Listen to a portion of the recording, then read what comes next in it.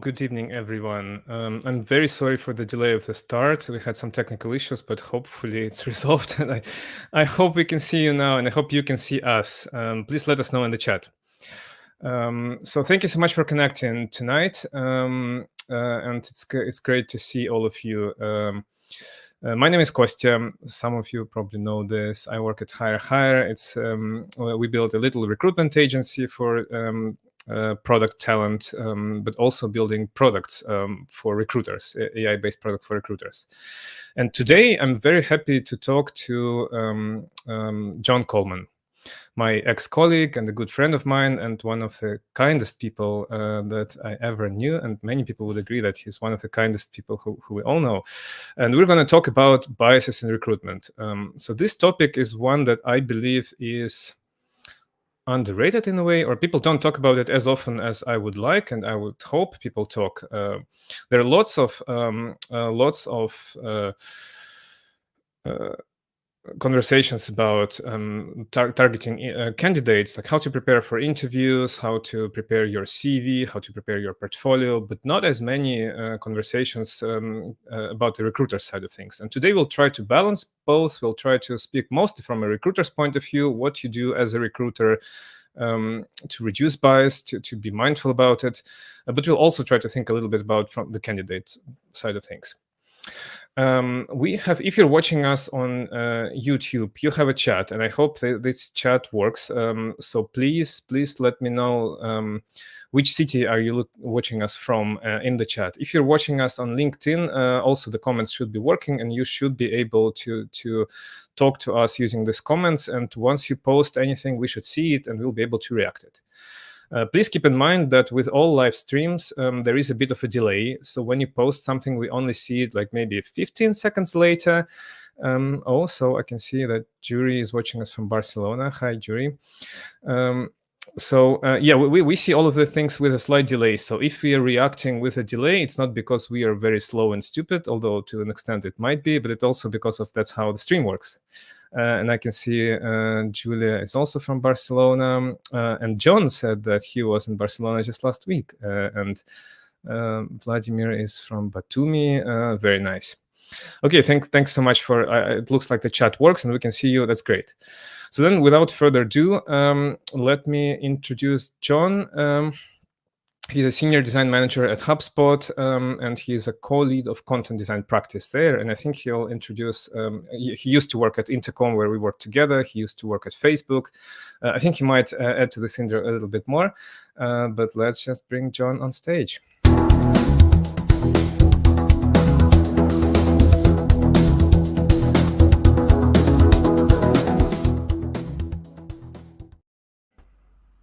Good evening. Ooh. Hey, Kostya, how are you? Good. I was just so nervous because of our connectivity issues and thought it's not going to work, but I'm glad it worked in the end.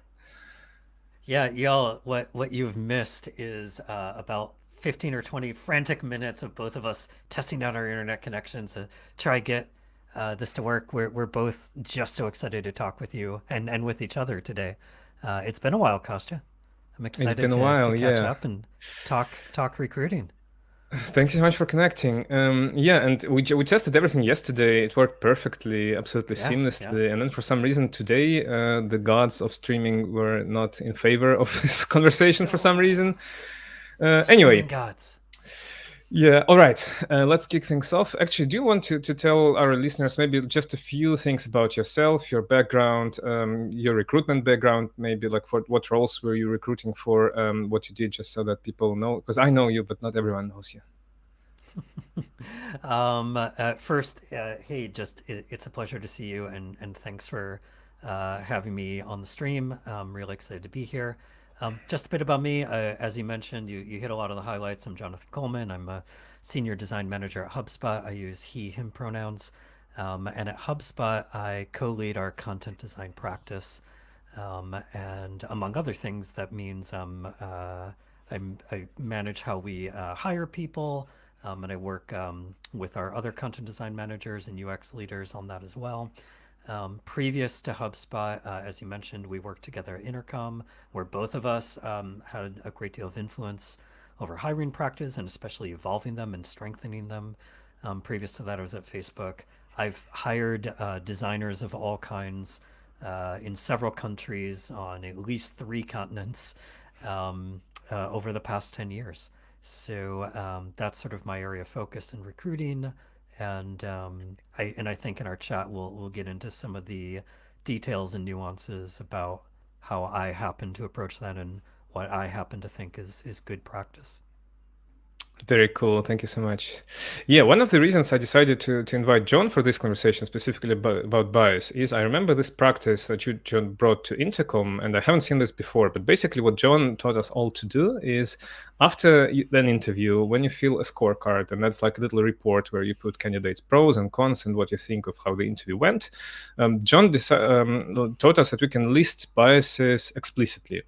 Like literally say, I may be biased towards this candidate because they worked at Google, or maybe biased against them, or whatever, like it's the case. Or I may be biased in favor of this candidate because it's a female candidate and I would love to see more diversity in our team, and things like that. So it was very unusual to me, at least. That's like, John, you are the first one who I see doing this, and you taught us all. And I think lots of people were impressed by this practice. So can you tell a little bit more where it came from and why you think it's important to list out biases?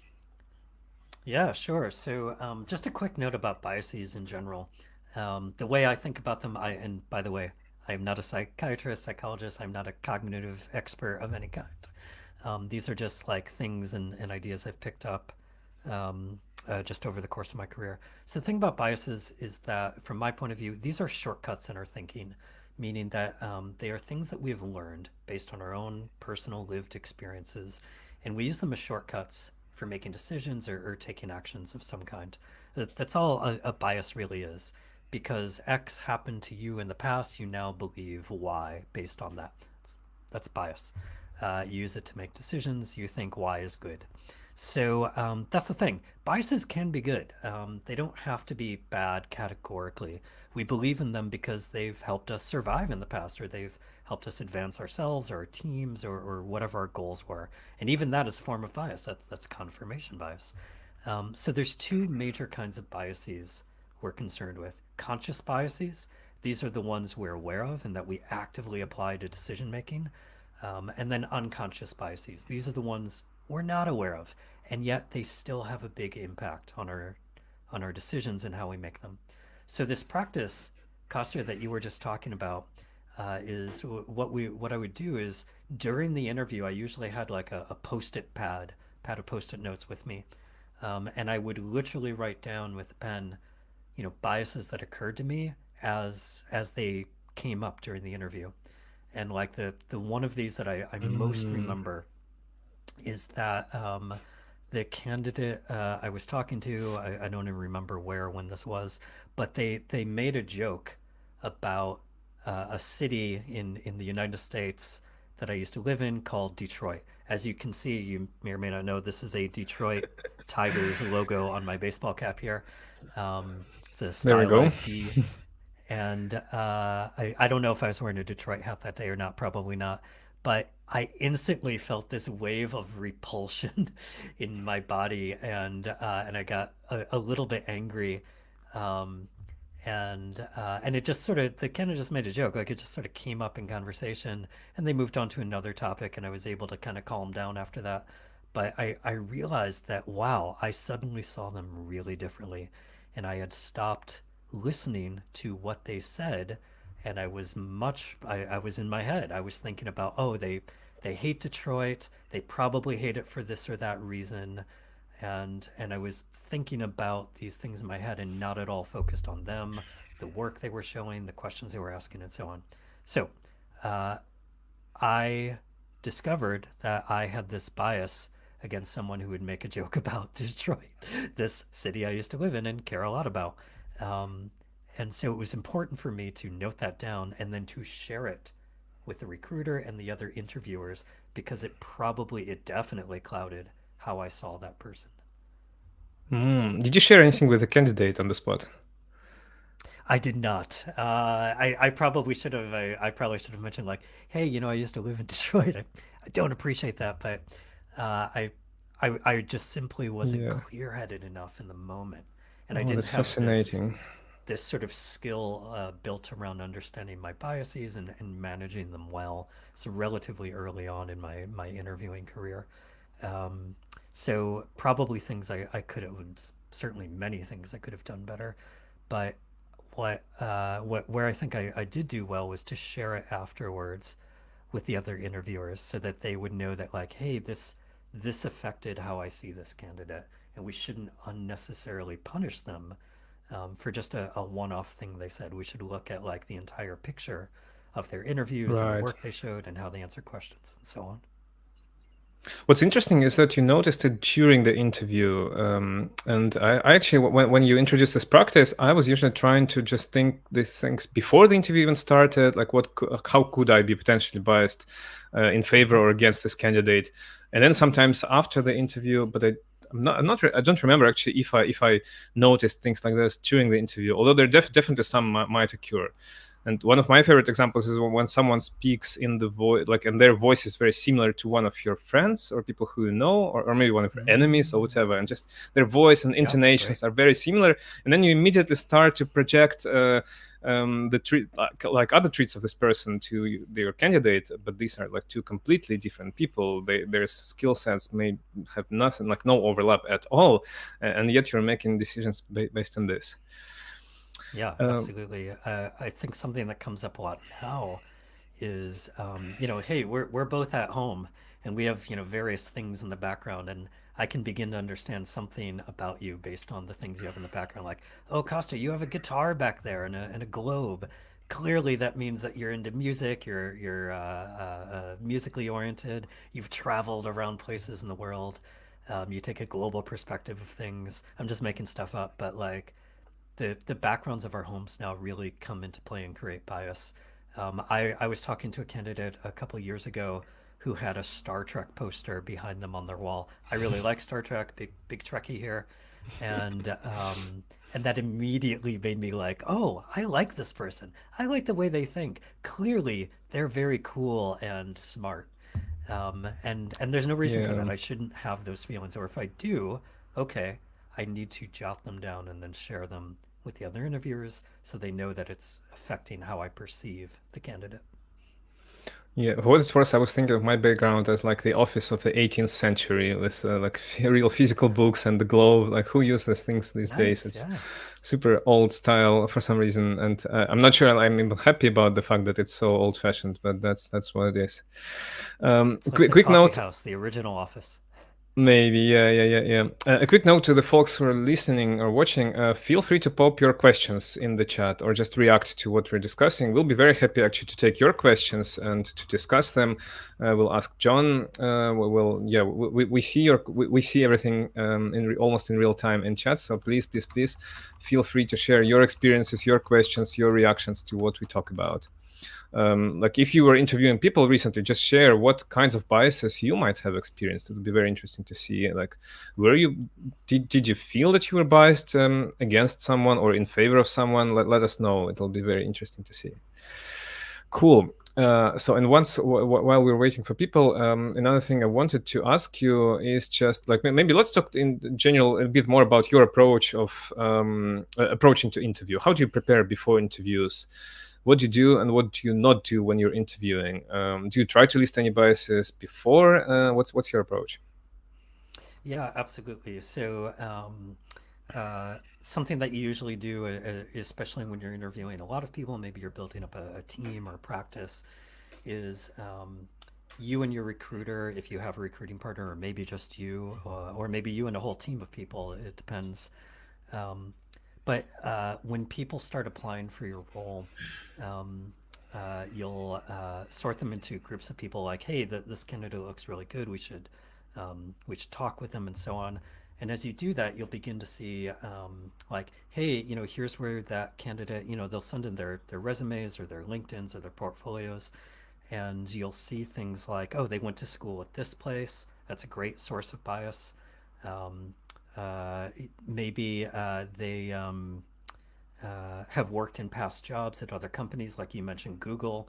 So sometimes companies or hiring managers will have lists of companies that they really admire. Like, oh, I really admire, say, the growth team at this company or the design team at that company. Let's see who we can get from them, and so on. So those are great sources of bias. But candidates also often include a lot of personal information, like in their portfolios or websites and so on. So for me, like I just lost my longtime pet. We had her for 13 years. So when I see candidates with photos of their dogs or whatnot or their other pets, I always find myself feeling biased towards them. Right. Yeah, and thanks so much for this. By the way, yeah, I can see a few questions are appearing. Leo is asking, how long is this session going to be? Leo, I think we'll speak for about an hour. I'll see if we'll survive for anyone is going to survive for more. I don't think it's necessarily need to be much longer, but we should have enough time to go deeper if that's what you were implying here. And then like there are other questions, so we'll see. Vahan is asking, how do you deal with being biased towards a candidate that was rejected by your company about 2 years ago? Oh, that's a very interesting Yeah, one. John, do you have a take? I wonder if that is a HubSpot specific question or an intercom question, perhaps, for us. Um, I welcome people to apply again. You're going to change a lot over those 2 years. You're going to have tons of new experiences. And just to be brutally honest, most recruiting management systems are not super strong on the back end, and they don't create like detailed profiles or contact records or things like that of folks. So a lot of times, also, I should mention recruiting staff turnover quite a bit, especially nowadays. So I would say that oftentimes a company with an immature recruiting system, or perhaps a new recruiter or team that's just been refreshed, likely won't know that you applied in the past. So I think it's always worth it, especially for a company that you admire or motivated to work for. I'd always consider applying again. Yeah, I would just maybe add a few things. Like generally speaking, usually they can see that you were applying before, and most companies, even though like how maybe their systems are not perfect, but typically they can see that you were applying, and maybe they can even see the reasons or what the previous interviewers, how they evaluated you if you went through some interviews. But like I would second John in that. Please keep applying if you want to get to this company. I was always open to this, and some people have to actually apply it multiple times, and I have never Yeah, seen anyone being blacklisted or whatever, like just completely taking like out of the pipeline. So people do change, and companies acknowledge this, and usually it's a good idea to try to apply again. At least I think it never hurts, and like you won't lose anything if you just try. and Intercom in particular, and this is for Vahan out there. They have a blog post called "Please Apply" that talks through all the reasons you should actually apply, and Was it it talks a written by lot you, about John? I think imposter was it syndrome your as well. blog post? Oh no, this is not me. This is Paul Adams. Oh, okay. People I often thought. confuse us because we're both tremendously good looking. However, this was Paul Adams. I tried Right. sharing the link in the chat, but it wouldn't let me. So if you Google intercom, please apply. It'll be the top result. John, if you can send me it via private chat, I can post it, and hopefully folks will see it, at least on YouTube. Oh, okay, great. Oops, there we go. Cool. Uh, Brilliant. Thank you. Yeah, I'll take it. That's it. Yeah, I hope it will Oh, appear. there we Like go. it should definitely at least appear on YouTube, but hopefully on LinkedIn. If not, we'll add it to show notes later. Cool. Getting back to preparing and everything, like actually, you mentioned when you were talking about the biases in the intro, you mentioned that maybe that's not always a bad thing in a way. Like, yeah, and if it's natural to us to have biases, if that's part of our intuition, whatever, then like, could there be anything good about them? Um, Absolutely, yeah, big time. I mean, biases, biases are the things that got us to where we are now, because we've learned from all of our past experiences, all of our past decisions, and if you, are in a role where you're hiring someone, you've clearly been successful in your career. And so you lean on those things that helped you get to that point. And that is good. Biases help us and our teams and all kinds of collaborations move faster and often better. Um, the problem becomes, there are many problems, but one of the big ones is that if you only rely on your past experiences, if you only rely on the things that got you to where you are, it becomes really hard to grow and change, because all you're doing is looking backward, and that's a problem because you're constantly going to be working with new people on new problems and new situations. So you do need to continue learning and developing yourself. The other problem, or one of the other problems, is that if you are not clear with yourself on what your biases are, if you have no awareness or conscious activity of why and how you're biased and the ways that you are, um, you will end up making decisions that may hurt you. Um, it's those unconscious biases that are usually the ones that get us into trouble.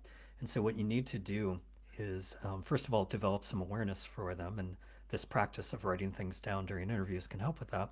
But also, surround yourself with a group of people with different biases and get into the habit of talking about them out loud, explicitly with each other, and challenging each other constructively on them. It's through those conversations that you will learn why and how you're biased in particular ways, and then you can help offset them in the future.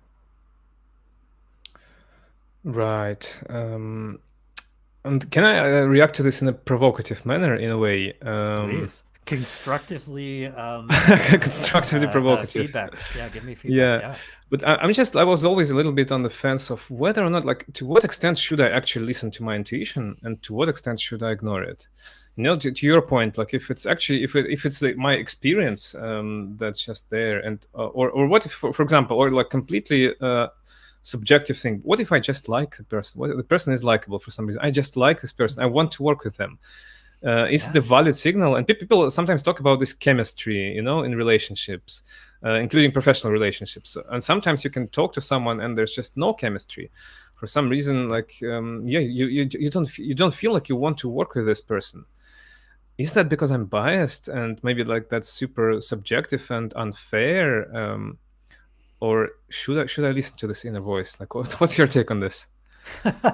Well, Kostya, that's a very deep question. I could see a whole team of therapists and never get an answer to that. Right. But here's what I think, for what it's worth. Uh, Again, I don't think biases are good or bad, like by definition. I think they're just things that are there. Um, and if you find that you have that magic or that chemistry with someone, like, look, that's how most of us get into relationships or find our partners and so on. That's not a bad thing to be distrusted, or at least I don't think it is.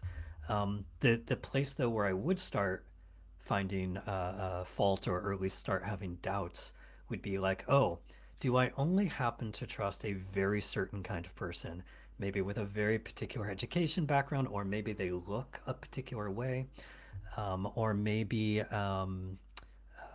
they use some tool or system that I happen to also use and like. The problem, in short, is when your biases start leading you to exclude people, because to do, say, a product design role, kind I might hire for, not everyone has to think like me. To be good and effective in that role, we may not even need to have strong chemistry. That could be something that we develop over time. I would expect that, especially if I was managing this person. Right. A lot of these things can be developed or learned or built and so on over the job. They don't all have to be present in the interview, because remember, the interview is a really charged experience. It's short, it's time limited, it's high pressure. There's a lot of stuff going on in it. It is not normal, and so you may not have that kind of rapport connection with someone in an environment like that. So it's important to not only listen to those signals, is what I would say in short.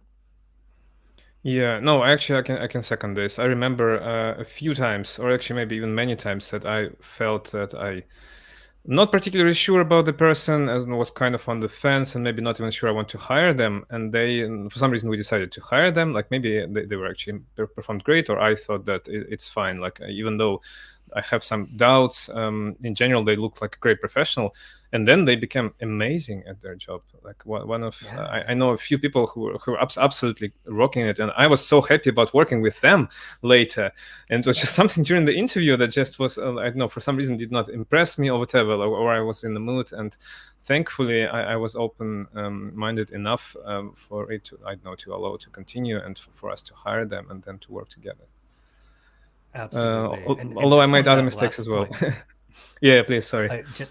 just on that last point, the bias that I noted down most often during interviews, just because you mentioned being in a mood, is I didn't sleep well last night, or I'm hungry Oh and then like I yes. skipped Oh lunch, yes, and I yes, yes. know Oh that my those God. things will put me into a Yes. mood, or like I didn't have my morning coffee, I didn't get enough sleep, or I skipped lunch or something like that, and I know those will always affect my decision making. So mood is a really real thing. Like you don't have to pretend to be a robot or deny that you're feeling bad or whatever.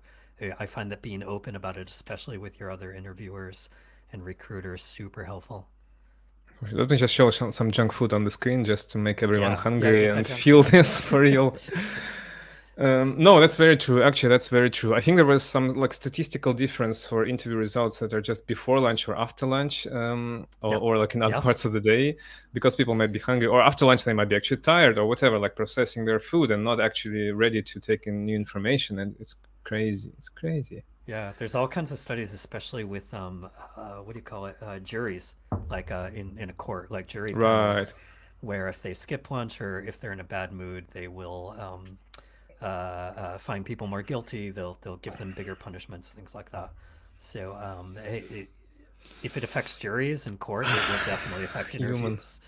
Do you think AI is going to save us here? People say that AI is also biased, and even like Oh, in absolutely. maybe in work because it's trained on human generated data, right? So at Yeah, least it's not like hungry, but well, it's hungry for our electricity, I suppose. But right. yeah, yeah, you're right. People create AI and train it, and like the kinds of things they include in samples, the kinds of things they don't, have a massive impact on how AI works, what results it delivers. There's tons of research and studies showing that you'll see this a lot in what do you call it? Like photo detection. That AI is created by and optimized for people who look like this. I'm pointing at my very pale white face. I live in Ireland. We don't get a lot of sun. And it often fails to recognize people of color, especially black people, or its accuracy is greatly reduced, and that's bad. Right. So when people say that AI is biased, that's what they mean. That the way it's developed, who it's developed by, and the kinds of things it optimizes for are very exclusive. They cut out a lot of people. By the way, if you were to work on AI for recruitment, and sorry, this conversation went completely off track, but I'm probably just following the interest.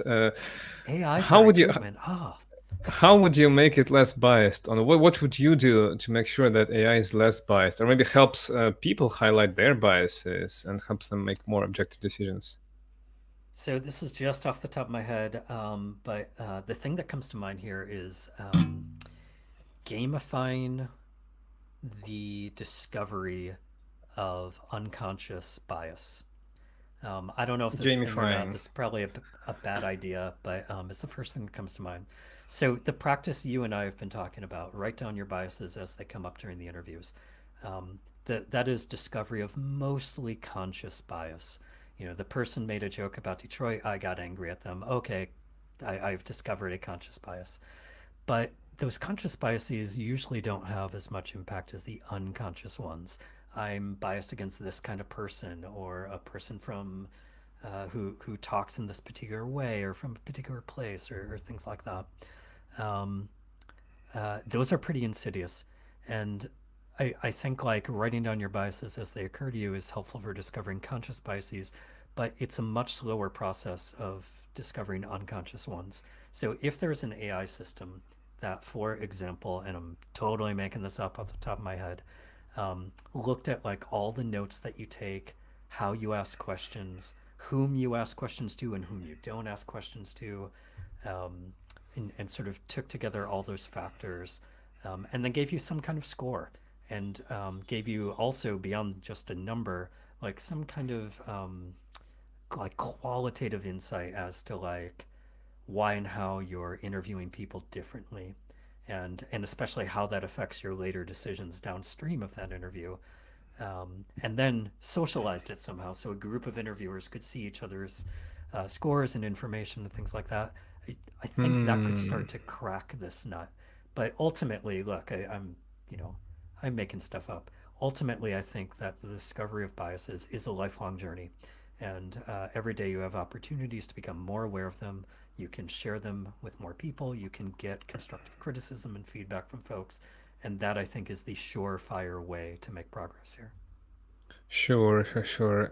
Actually, I really like this idea to list out or like now to highlight to interviewers how they are performing, Mm-hmm. and like maybe you can also even look at the historical data of how people who have been hired and performed at the job and compare it to what was the Yes. evaluation during interview, and you can see Yes. that as an interviewer, you can see how often you were right or wrong about the performance of the person when you're trying to evaluate it during the interview process.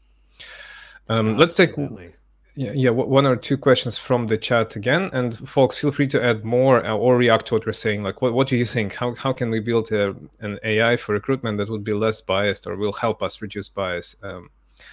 So a person with username mob video, and they say they're Alexander, is asking like, general problem is having no feedback after any interview, whatever HR or team. Usually it is just a formal reply. We decided to continue with a different person and so on. And it's like yeah, not a question, but just a theme that we may highlight. One thing, like I have a quick reaction, and then I'll be very curious, John, to hear what you think. My quick reaction would be that sometimes it could be for legal reasons. Sometimes in some jurisdictions, if you say a particular thing, then a candidate may go to court and present some evidence that I don't know, and that maybe or try to appeal essentially and say that maybe it was not a fair decision or whatever. And that's why sometimes recruiters have to be very ambiguous and vague in their replies, so that it's very difficult to build a legal case out of it. But what do you think? Why is that the case? Yeah, I'm, hey, I'm not an expert in this particular like question space, but yeah, that's exactly right. In my, that's what I would guess is that this is a way to reduce risk. But look, Alexander, was it? There's never any harm with at least asking for that feedback, and especially if you've along your interview path with the recruiter, if you've built up that rapport and trust on both sides, oftentimes if you ask, they'll give you something. It may not be much, it may be vague or ambiguous, like Kostya was saying, but it certainly never hurts to ask. I will always ask for feedback. I almost never get it, but I'll still ask, so I think it's important to do due diligence here, anyways. Do you give feedback if candidates ask you? Um, I'm not sure if I Particularly can answer reject. that, but Okay, particularly rejected candidate. Let's say you rejected the candidate, or the candidate was rejected somewhere in right. the process, and then they reach out for the feedback. Will you share feedback? Yeah, I kind of don't want to speculate on that, but what I would say is, like, talking to the recruiter is the best person to have that conversation with. I think that a way that I do provide feedback, although not to our candidates, is that I do a lot of coaching on ADP list, the Awesome Design People list. Maybe we can throw a link in the chat. And I'll do a Hmm. lot of resume and portfolio reviews there, and give folks lots of feedback. I find, especially folks who are early in their careers, tend to have a lot of bias in terms of how they present themselves and what they think that hiring managers and recruiters are looking for. So I try to use those sessions as a way. Oh yeah, cheers for sharing the link. I try to use those sessions as a way to help candidates better prepare for whatever roles they're looking for. I talk with a lot of folks who are looking for roles in product design, content design, marketing roles as well, and give them tips and resources on how to make better decisions about presenting themselves to recruiters and hiring managers. Yeah, that's actually a great idea. Speaking to a mentor, really, really like it. And while we're speaking, Vahan has asked, sorry, shared the link to on LinkedIn as well. So thank you so much, Vahan. Yeah, for some reason I cannot post comments to LinkedIn while I'm here talking. So thank you so much again for sharing the link with the audience who's watching us on LinkedIn. Cheers, Um, Vahan. yeah, one more question before we move to other topics from the chat. And Anton was asking, what to do if you see that your colleague is biased in a bad way in an interview? I love this. Great question, Anton. This is the whole part. So, like, writing down your biases, building awareness in your head about what you're biased about. That's okay. But the place where this becomes really valuable is in talking with other people. And so you've hit on this common situation that happens quite a bit. It's just that we're usually not so explicit about it. So let's say that a group of people have interviewed a candidate. They all have different impressions. They've all got different notes, and some of them maybe want to hire the candidate, maybe some of them don't. Um, they, in most sort of mature modern tech companies, they'll have a meeting called a debrief or something similar, where they all share their impressions and try to align on a shared decision. And it works different ways in different companies. Sometimes they all need to give a thumbs up, or they all need to give a thumbs down to make a decision. Other times it's just one person making the choice. Regardless, it's in those meetings where everyone should share their biases that they've discovered out loud with each other, so that as they have that debate, they can challenge each other. Now, hopefully, they do that constructively. In this case, Anton, you're saying, like, hey, you've discovered that your colleague is biased in a bad way. Maybe they're overvaluing where the person worked for, or undervaluing something in their work. It could be a lot of things. It's your responsibility as another interviewer to highlight that and say, "Hey, Kostya, I'm just going to use your name in the hypothetical situation here. Hey, Kostya, I think you may be biased in this particular way about this candidate. Can you talk a little bit more about what went into your decision? Or can you point to objective things that we can all see and understand as to why you're saying yes to this candidate or no to them, or how you're making that choice?" I like that. I particularly like that you suggested to share that you feel okay, maybe you're biased, and then just asking to understand it better. So not just again explicitly judging the colleague, but more like trying to get their perspective, trying to understand why could that be that they behaved in a certain way and what was in their mind. And so I think it's great. Like sounds like a way to actually build up connection and understand a bit more about it. Speaking of which, I Yeah, wanted the to. Oh yeah, sorry. Go ahead. just the short way of saying this that I often use with folks is saying that, like, we want to take the things that are subjective, that only we see, and make them objective so that we can all see them. Right, exactly. Cool. I want to take a moment to share the question that we prepared before time, and that's this one. What to do if you feel that the recruiter is biased? As a candidate, you're in a much more vulnerable position in a way, and maybe you don't even know actually whether they are biased or not, but maybe for some reason you have this feeling, this maybe spidey sense that you're listening like some nonverbal clues, maybe that they're biased against you. They're, I don't know, asking lots of questions as if they're trying to find some like poke holes in your application or whatever, and they try to um, for some reason, yeah, to find something. And what can you do as a candidate? Can you do anything here? What do you think? Yeah, so I think the first thing is to go into the conversation knowing that, yes, 100% for sure, recruiters are biased. They are looking for very particular signals from you. Um, In a modern tech company, they will have a list, and like Costa was saying earlier, like a scorecard of things they're looking for. And as you answer questions and share information or show work, they will make notes and marks on that scorecard saying, yes, this was great, or oh, this could have been better.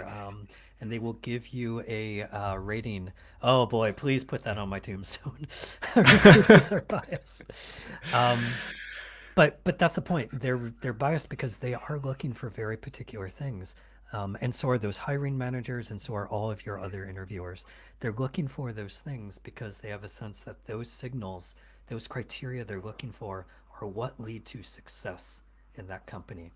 So in their conversations with you, they're looking to see if you display evidence of those signals. Your job as someone who is being interviewed is to make those signals as clear as possible. And some ways that you can do that job better are to ask the recruiter before you have that interview, hey, what are you looking for in this conversation? I have an interview with the director of product on Monday, and you've asked me to show some of my design work.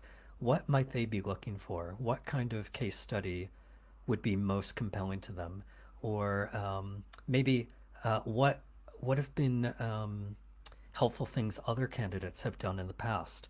Or if they are a forward and progressive looking company, they may even give you some kind of a prep document that says, hey, here's what we're looking for. This is what we really care about. It'd be great if you did X. Um, and maybe even here's some common mistakes candidates make. They do Y. Try not to do that. At Intercom, we had a handout that we gave all candidates like that talked about things to do, what we thought good looked like, and common mistakes candidates made.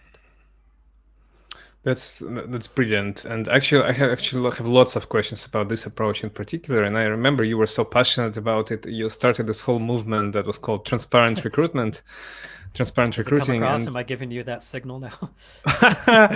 I don't know, but anyway, yeah, I think that was like in general, I'm very supportive. I think it's a great practice, and I have lots of questions about it. But just before we go there, I wanted to just also quickly react on like this candidate question. I think one other thing that can help is actually openly share what you feel. And that like some people may disagree with this, but I believe that frequently when you share like in a kind manner what you feel like, look, I feel there is some tension between ourselves, or like, John, I'm really nervous in this conversation. My English is not perfect, so I feel so nervous, and our connection was so sloppy, and we started 5 minutes later, or like even more than 5 minutes, and I'm so nervous and feel guilty about all these things. So when you just share what you feel, it helps build connection, and it helps the other party empathize towards you, and maybe sometimes always be signaling there. There we go. Maybe sometimes they may even say that, hey, it's completely different from how I see it. Look, like, it's very sad that I know, or whatever, like surprised that you feel this way. It's absolutely not how I see the situation, and you'll be glad to hear that how they feel about it. But sometimes to me that this can build a bridge almost between and resolve some tension, or like miscommunication that might be happening there in non-verbal ways. So make non-verbal verbal, change Yeah, I change love subjective that. into objective. It goes back to the same thing. There's a phrase I sometimes use that I learned from a director of product I used to work with at Facebook, who I believe now is the CEO of Ancestry.com. Her name is Deborah Mm, Liu, and she would always say the thing. Because if you don't say the thing about right. the problem maybe you see, maybe the problem everyone sees, if no one can say the thing, then how can you solve the problem? And most of us lean towards we lean away, sorry, from conflict. We lean away from saying the thing, and that means that problems take longer to solve, or even just to acknowledge. And ultimately, we all get slowed down, and we all carry a greater weight. So if you can't say the thing, how will you solve the problem? Always do what Kostya just said and lean towards being open and saying the thing. Say the thing. I love it. There were a couple of questions from LinkedIn about portfolios, so let me highlight Mm-hmm. those. Christopher asked, in the creative fields, portfolios are often the first connection you have with candidates. If we're looking at the full recruitment process, do you think that these biases also translate to viewing creative work as a measure of qualified candidates? And then as a follow-up question, actually, Leo expanded on the topic, so I may highlight this as well. Would you say that bias extends beyond opinion perspective on the person being interviewed? Quite often when we recruit product designers, we do portfolio review sessions and reviews of creative assignments. Should we look out for any biases that could arise when it comes to case studies being discussed during the interview process? Yeah, Um, absolutely. I have strong what do you think? opinions on this, as you might guess. Please share. So there's a lot of stuff here. There's a few things. So first, Christopher, I think you're absolutely right. Portfolios are the first connection a lot of folks have with candidates, and especially for something that can often be as subjective as design. Those recruiters and hiring managers will have opinions on what they think good design looks like, and they can be easily triggered by something that they think is bad design or perhaps doesn't match up with their opinions, whether or not it follows the fundamentals of good design that can often be turned on or off by stylistic choices. So that's bad. I think more mature companies with more robust hiring practices can sort of guard themselves against doing this and making quick impressions. But I'm sure those impressions happen anyways, whether or not they let them influence the process. So that's one thing that comes to mind there. And then Leo, on this question, yes, absolutely. A lot of times, when especially newer hiring managers encounter design portfolios or case studies around problems that they haven't experienced or don't understand deeply, they will fail to appreciate the design work that went into them. And it also happens the other way around. So you mentioned like creative assignments or exercises. So whether or not that's a live whiteboarding example, or homework that the recruiter gives you to do, and then submit back to them. Oftentimes those assignments are based on hypotheticals. One, Costa, you'll remember this. We used to do at Intercom was around a dog walking service, and we would have a live interview session based around designing an experience for a a theoretical dog walking experience. And we chose that example because we didn't want it to seem like we didn't want to use Intercom's product. So we didn't want the candidate to think like, oh, they're just stealing my ideas to build their product. So we wanted to avoid that. So we came up with a hypothetical. But as we used it, we discovered like, hey, not everyone has dogs. uh, Not everyone has had pets or even likes pets, and they often got stopped by that, and so they would sort of hit this block in their thinking, and it really disrupted their entire design process and their work. And so I believe I've obviously since left Intercom, but I believe that they've moved away from the dog walking service exercise, and into something more standard or approachable. But I honestly don't know. Regardless, the bias happens on both sides.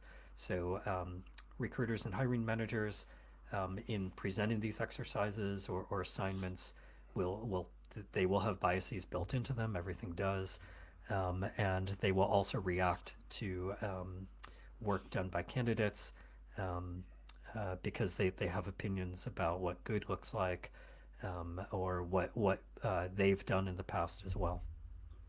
Right. Just to piggyback on the topic of take-home exercises, one example that I think is almost non-existent these days is exercises based on the product that the company is working on. And that is just like opens up so many biases because people will look for, I don't know, confirmation of their beliefs or their ideas and what they have designed in the past or what they have thought about for the last half a year. And somehow, as a candidate, you are expected to guess almost what they were thinking about and present it in your take-home assignment. So crazy Yeah. thing.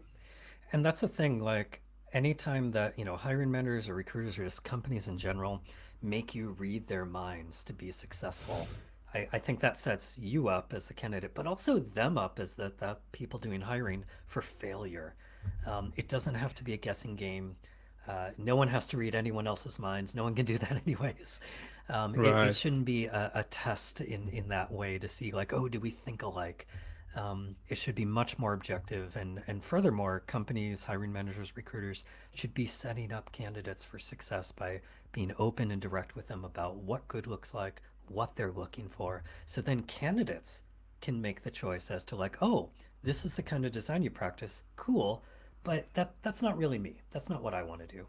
Um, and then they can self-select to not be in the process. And that's great. It's better for them, clearly, but it's also good for the company because they don't use all of that time in hiring and conversations and phone calls and debriefs and scorecards and so on. They can stick with candidates who are better fits for their roles and who opt into them. So I always advocate for companies, hiring managers, recruiters to be open and direct about what they're looking for and what good looks like. Can I ask on that note, how open is open enough? Because some people believe that there is a case for surprise questions, so that they wanted to see how the candidate would react to something in an unprepared way. And sometimes they even make, I don't know, stressed types of interviews when they would bombard someone with questions to see how they will perform in these tricky conditions. Again, I'm not sure if this practice is good. Like, I'm not actually even judging it. That sounds crazy a bit to me, but that's what people do. So how do you, like what do you think? How open is open? And would you recommend sharing like even the list of questions that you're going to ask? But what if then they prepare and I don't know, write down answers to these questions? What to do with that? Yeah. So I've just sent you a link to a blog post I wrote about this for HubSpot. And it talks about what we look for Great. in content design portfolios. Um, and we link to it from our job post for content design, so that people can see, what we think good looks like, and we give them very tactical advice on what to prepare, how to prepare it, what to do if you have an NDA. And we also link out to content design portfolios from other people, who are not at HubSpot, as ways of providing examples of what we think good looks like. Um, there's a handful of companies doing things like this. Intercom, I know we're talking about Intercom a lot because Kostya and I used to work there, but Kostya, I've sent you another link in the private chat. But they have a blog post I wrote while I was there called What We Look For in Designers at Intercom. And again, it gives very specific tactical advice. Above and beyond things like this, we also give candidates uh, preparation documents that walk them through what we're looking for, why we're looking for those things, and examples of the kinds of questions we ask. Now, we may ask, a subset of those questions more or fewer, but there, there's definitely on the candidate side a pretty So high sorry, John. Something awareness. happens to your Oh, microphone again, and I start hearing noises. I'm not sure if the audience has seen it or is it only me. can you still hear me now? Am I I can hear you, but with lots of noise. How can you resolved it last time somehow, but now out of nowhere it just like everything was clear up until this point. how about now? I'm not sure. People, can you hear John clearly? Is it just me? Is it on my side? Can anyone please let us know in the chat if something happened to the microphone or is it only on my end? How about now? Is this sounding okay? I mean, I can Let me hear sort what you of. say, but there's a lot of noise around it, and There's I'm a not lot of sure noise. Oh, why. the room is absolutely quiet. I've got my pop filter on. Let's There it see. is. Solved. Oh, it's dissolved? Oh, okay. I've Yes. done nothing. How do I do this? Wait. Oh, Okay. look at that. Nice. Look at Okay, there that. we go. Okay. Oh, Okay, now amazing. we can I love continue. that. I needed to do this. Okay, sorry about Anyways, that. we, Yeah. we provide, yeah, no worries. We provide candidates with a document that basically answers a lot of their questions and helps them prepare. And it all goes down to this philosophy that people do their best when they know what's expected of them. And think about it in your own work. Like if you're a student and someone's giving you a test, you study for the test in advance because you know broadly what's going to be on the test. You do better because you know what's expected. In a job, most companies in tech, modern, um, sophisticated tech companies will set up job ladders with expectations at each level for what good looks like. You know what to expect. Some companies, like Intercom, again, you'll see it in that blog post, will share those job letters externally. So people can see, hey, if I were to join this company, what might be expected of me? So they therefore know how to prepare better because they know what is expected. They can do their best work. Right. I'm really compelled by this philosophy. I think it's super compelling and something that all companies should do.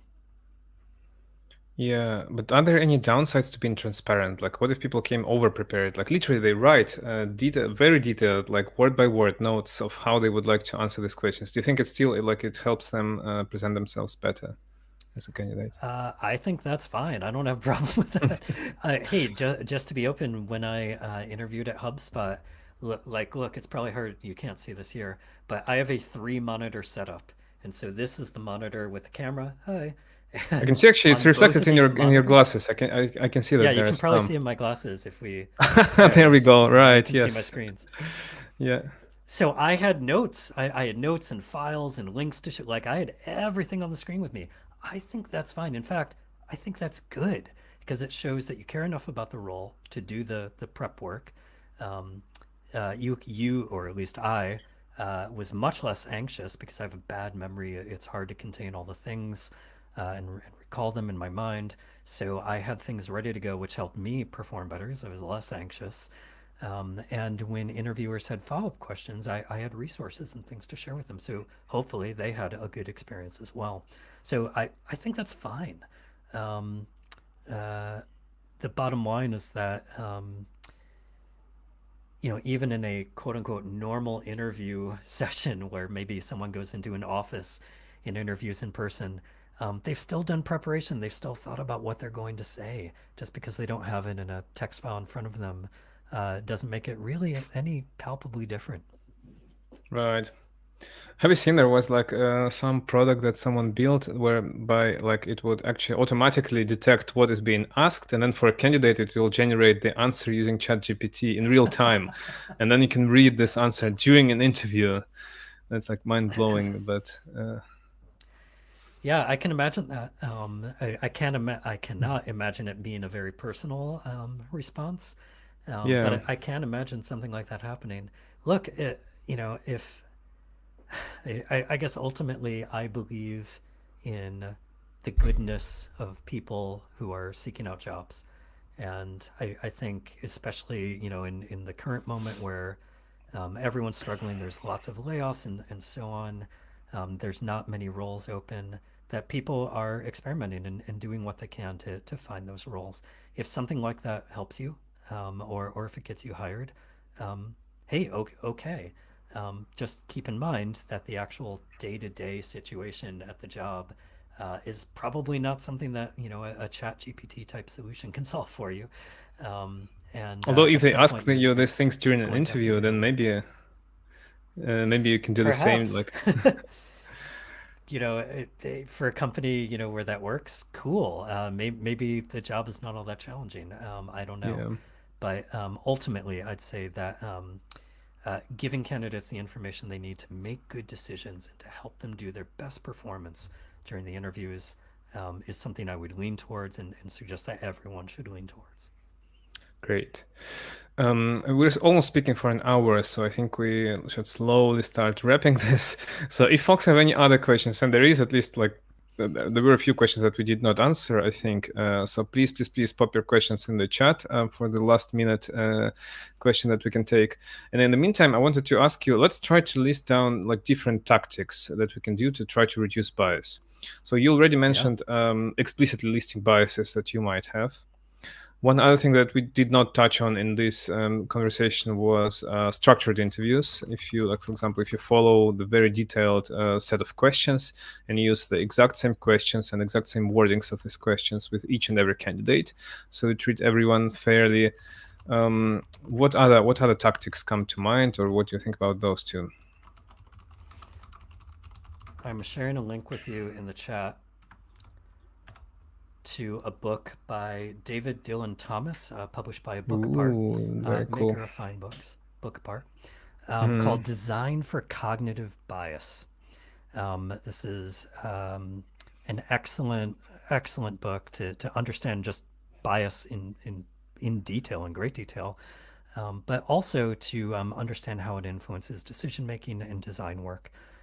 So one thing I would suggest to folks is to seek out this book, read it, share it with a friend. I get no kickbacks from David or A Book Apart. I just think it's a good book, or at least it was certainly helpful for me. So that's something that comes to mind. The other thing is actually goes back to Anton's question earlier. I think challenging our biases, both like within ourselves, like, hey, should I really have gotten angry at that guy for making the Detroit joke? But also with our colleagues, especially when you think it's playing a role in how they make decisions. Hopefully, every I like to proceed from the idea that people are reasonable. Um, and sometimes that's wrong. Sometimes people are not reasonable. but I think most of the time they are. And um, if you have trust and rapport in a relationship with them at work, you can challenge their thinking, and they're usually very responsive and tend to respond well to that. If they don't, that could be a sign of toxicity or other problems. But I think it's always important to say the thing, call out that behavior when you see it, because then you get a reward in return beyond sort of solving for that immediate problem. That colleague of yours will then feel empowered to give you similar feedback when they see the same behavior. And so you're creating this sort of positive feedback loop that helps improve everyone's decisions. So I'd say calling out the things you see when you see them, saying the thing, is one of the most important and powerful things you can do. That's brilliant. Love it. Yeah, I don't have much to add about it. Like as I mentioned, we didn't speak about preparing interview questions. Like actually, on every stage of preparation for interview, I think you can think about biases and how can you reduce them. Even Yeah. initially, when you try to list out the job description or who you want to hire, and back to your point that if you have a detailed job ladders and expectations from each level, then you can start from that. And then through designing the interview process to try to be I don't know, like more objective by listing out specifically what qualities are you going to evaluate and how, what questions are you going to use for this, or what types of exercises, and how to make sure that these exercises are not biased. Again, to your example of dog walking up, that may be biased towards people who have dogs. We love dogs, and that's a great way. But not everyone, unfortunately, is a dog owner. I'm a cat owner myself. So anyway, and yeah, and then yeah, just using the same set of questions for each person you're interviewing, so that you treat everyone objectively. And then again, like it doesn't necessarily need to be a survey, so you can still diverge. Like maybe I don't know, ask questions in different order if the conversation, that's how the conversation goes. Or go to different follow-up questions, but at least the structure, I think the initial structure must be the same for everyone, because that's how you create equal and fair conditions for each candidate. And then obviously, yeah, listing out biases that you've noticed for yourself, sharing it with others, calling out if you think that someone may be biased, or you think something could have been more objective, are all the tactics that we found today. Okay, I think that would be my last question for today. What advice would you give to recruiters, hiring managers who are just starting to navigate the complexity of a bias, or who want to be more transparent? What would you recommend? I've put together a massive list. I'll throw a link to this in the chat here. Oh, great. Um, of resources for recruiters and hiring managers, and even for candidates who want to know more about this. Um, Sorry, copy and paste error. Here we go. You're so There, well I've just shared prepared, it John. Brilliant. in the chat. Hmm. So this is a talk I do called Transparent Recruiting, and on that page you'll find slides, a video, and over 40 resources, including several examples, so many examples from all around the world of companies that are doing this and doing it well. So all kinds of examples to learn from, and just sort of a deep dive into this overall philosophy that people do their best when they know what's expected of them. If you could take away any one thing from this, that's the thing to take away. Thank you so much. So, transparent recruiting, everyone. Transparentrecruiting.com. Sorry, it's on the screen. Tell your friends. Yeah, it should be clickable on YouTube. We'll post it later to show notes on LinkedIn. John, thank you so much. It's been wonderful talking to you today. Yeah, I haven't seen you in a while, but thank you, and thank you so much for sharing all the stories and tips. I hope it's going to be useful. And for anyone interested, please, you can keep posting questions to LinkedIn or whatever. We may or try to answer them then in the comments if you can find a few minutes. But for now, have a great evening, everyone. Thanks so much. Thanks so much, Kostya, and thanks to everyone who tuned in and asked questions. I really appreciate it. Bye. Bye.